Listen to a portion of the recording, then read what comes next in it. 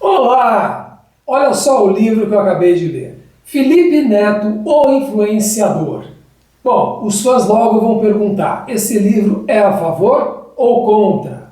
Bom, o autor do livro, Nelson Lima Neto, não é parente, é um jornalista, então ele tentou ser imparcial, objetivo. Agora, eu acho que os fãs deveriam ler esse livro sim.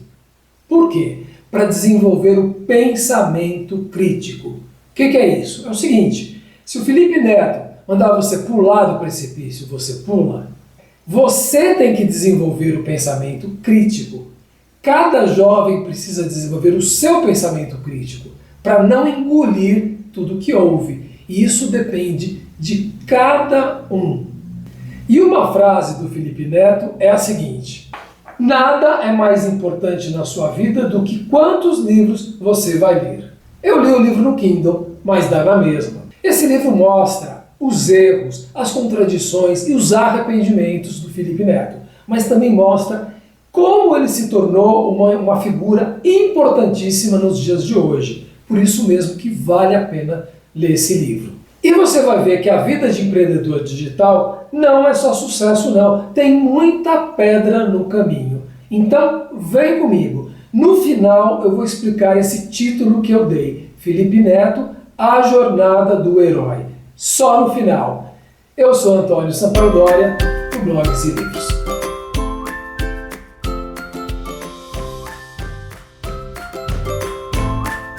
Vamos aos fatos principais, porque são muitos. Bom, Felipe Neto nasceu em 1988, tem hoje 33 anos, nasceu em Engenho Novo, bairro da Zona Norte do Rio, um bairro perigoso, e sempre morou com a sua mãe, a sua avó e o seu irmão Lucas Neto, que não é filho do mesmo pai. O pai do Felipe Neto é um psicólogo de terapia de vidas passadas. Gente, olha a foto do Felipe Neto quando criancinha. Ai, que bonitinho, gente, que bonitinho. Ele sempre estudou no colégio metropolitano, um colégio particular.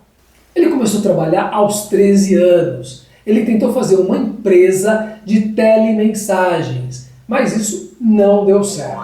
Aos 14 anos, ele era muito magrinho e por isso ele sofria bullying. Presta atenção, gente, porque essa informação é importante. Aí ele ficou amigo dos que eram mais velhos que ele, então ele sempre foi considerado precoce. E o primeiro porre que ele tomou na vida foi com 16 anos em Saquarema. Aí chegou no último ano do ensino médio, ele só dormia nas aulas. Por quê? Porque ele não queria fazer vestibular e a faculdade. Mas ele gostava de participar de debates, sempre com ar debochado. O teatro no Colégio Metropolitano foi a salvação dele. Fazendo teatro, ele perdeu a timidez.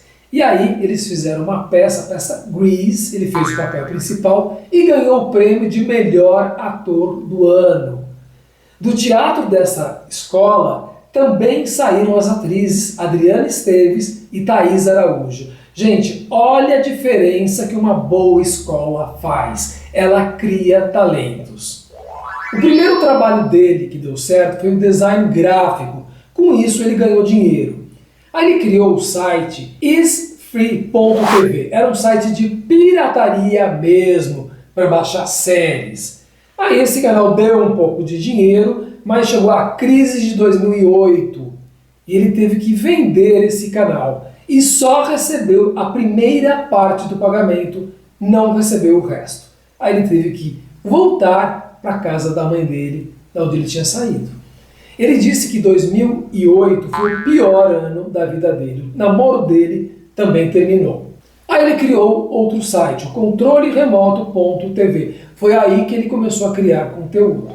Mas ele entrou mesmo para o YouTube em 2010. O primeiro vídeo dele chamava Ria, Ria, Ria, Ria. Durava 2 segundos e ele apenas dava algumas risadas. E esse vídeo tem 4 milhões de visualizações no YouTube. Não sei porquê. E aí ele criou o canal Não Faz Sentido.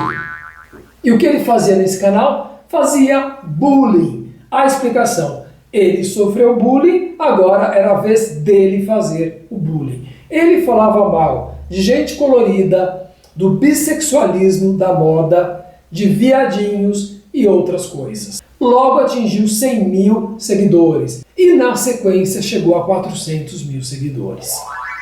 Também falava mal das subcelebridades e dos seus admiradores que para ele eram descartáveis. Por exemplo, a Preta Gil e a Geise Arruda. Olha só o que ele falou.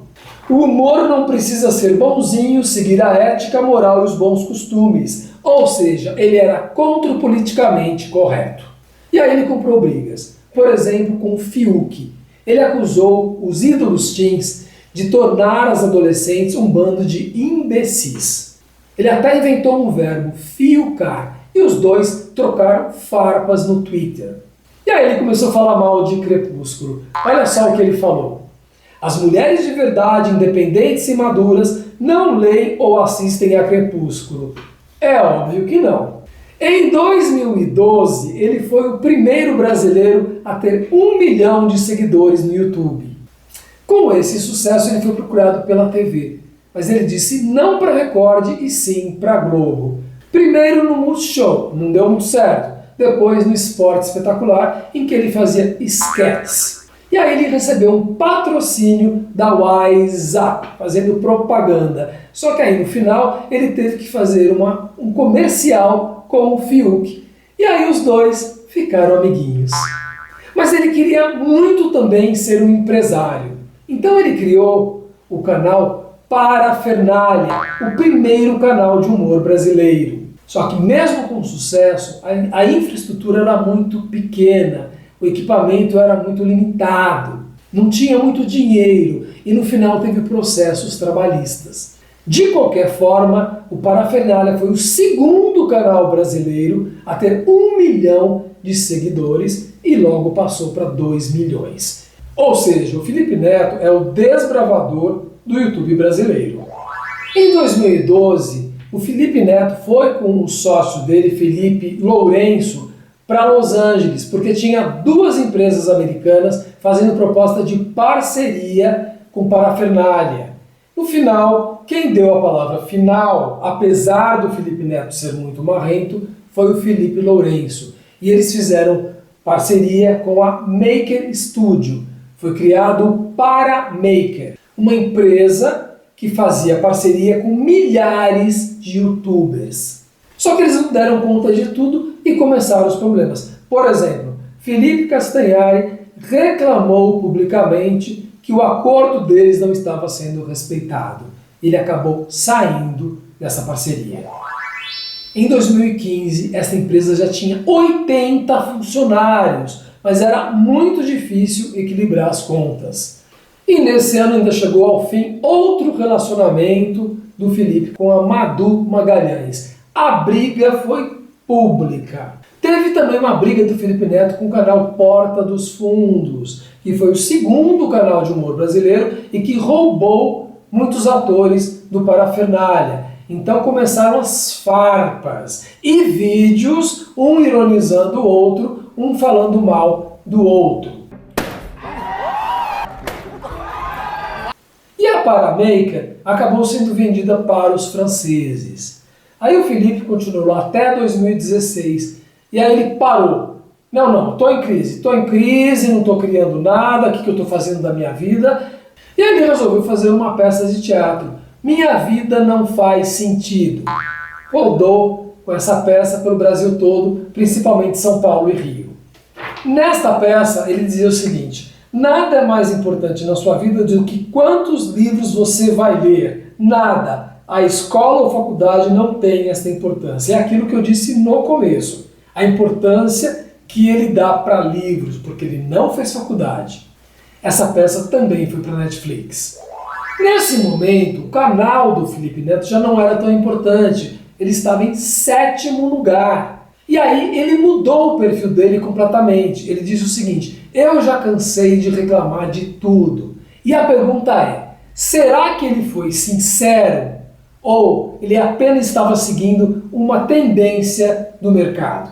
Nesse ano ele atingiu 6 milhões de seguidores e fez um vídeo chamado Como Deixar de Ser Babaca, pedindo desculpas para as minorias como gays, mulheres, etc. ele se tornou politicamente correto. Olha só que transformação, gente. E já tinha outra namorada, a Bruna Gomes. E aí ele, muito esperto, lançou um desafio. A cada novo 1 milhão de inscritos, ele mudaria a cor do cabelo.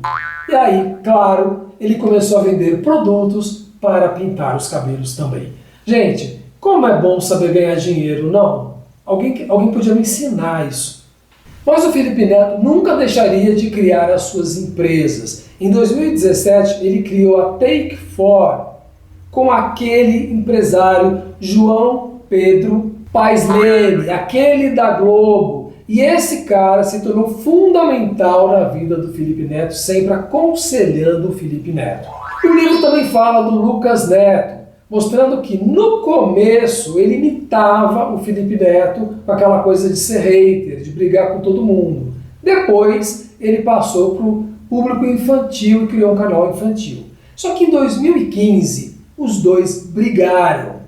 Aí uns meses depois eles voltaram às boas e criaram o canal IN. Quer dizer, os dois criaram juntos um império no YouTube. E um defende o outro. E eles foram morar numa mansão na Barra da Tijuca de 5,5 milhões. E também tiveram problemas com o CONAR, foram punidos, porque eles fizeram aí um sorteio que a criança tinha que ligar pagando R$6 por ligação. E aí o Felipe Neto já estava apostando nas paródias e nos reacts. Mas não pense que tudo foi fácil e foi um sucesso, porque não foi. Ele se desentendeu com o YouTube e lançou um aplicativo de celular para veicular os vídeos dele. Só que aí, no final, o YouTube criou um mecanismo ali de ter um canal pago dentro do YouTube, e ele voltou às boas com o YouTube e esse aplicativo foi esquecido. Em 2018, surgiu um nude do Felipe Neto. O que ele fez? Piada, é claro, mas era ele mesmo. Em 2019, ele ficou muito mais militante. Ele acusou os pais da menina Mac Melody de hipersexualizarem a menina. Depois, acusou Neymar de não se posicionar em relação ao racismo. A conclusão, que eu achei bem interessante nessa hora do livro, é a seguinte: Felipe vive numa linha tênue entre massacrar e ser massacrado. E o youtuber Gabriel Tenório também disse: Felipe paga de libertário, mas faz qualquer coisa por visualizações, dinheiro e influência. Mas muita gente apoiou o Felipe Neto nessa polêmica. Em 2016, ele apoiou o impeachment da Dilma e também apoiou a prisão do Lula. Mas em 2019, com a Vaza Jato, ele mudou de ideia. Ele disse que esse processo do triplex do Lula foi uma abominação. E também enfrentou o pastor Feliciano num vídeo excelente que vale a pena ver. Eu recomendo. Como eu disse, em 2019 ele se tornou muito mais engajado. Aí teve um deputado bolsonarista, que eu não vou falar o nome, que pediu que a polícia abrisse uma investigação contra ele com base na Lei de Segurança Nacional. O caso foi arquivado. E aí aconteceu aquele famoso caso que nunca ninguém vai esquecer. Em 2019, na Bienal do Livro do Rio, o prefeito Crivella viu que tinha ali um quadrinho com dois homens se beijando e mandou retirar esse quadrinho da Bienal. Aí o Felipe Neto ficou sabendo disso e depois de algumas conversas ele decidiu comprar 14 mil livros de temática LGBTI e distribuir na Bienal. Gente, foi uma confusão, mas foi uma confusão, inclusive jurídica. Tudo foi feito em 10 horas. Ele mandou que os livros fossem cobertos com plástico preto e nos livros estava escrito: este livro é impróprio para pessoas atrasadas, retrógradas e preconceituosas. Chegou no STF, gente. Bom, o resultado é que os livros foram distribuídos e as pessoas fizeram uma passeata dentro da Bienal em defesa da liberdade de expressão. Inesquecível. Mas ele começou a receber ameaças pelo celular. Resultado, ele teve que tirar a mãe dele do Brasil. E como ele nunca parou de criar empresas, ele criou uma outra, Play 9, com aquele mesmo empresário João Pedro. Essa empresa reúne influenciadores, como por exemplo Paula Carosella e o professor Nosley. Essa empresa aposta em causas sociais. E aí, gente, tem o capítulo 20 do livro que se chama O Duelo Felipe versus Jair.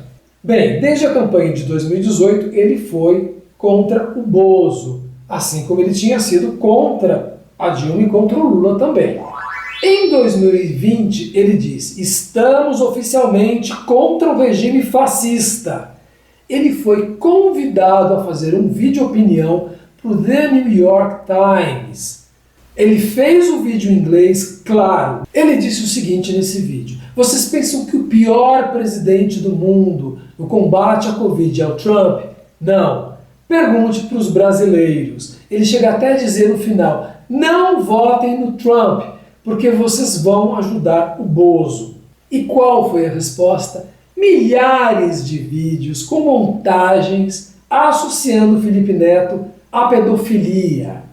E eles também conseguiram subir a hashtag na internet todos contra Felipe Neto, mas a gente sabe que eles conseguem fazer isso com muitos robôs.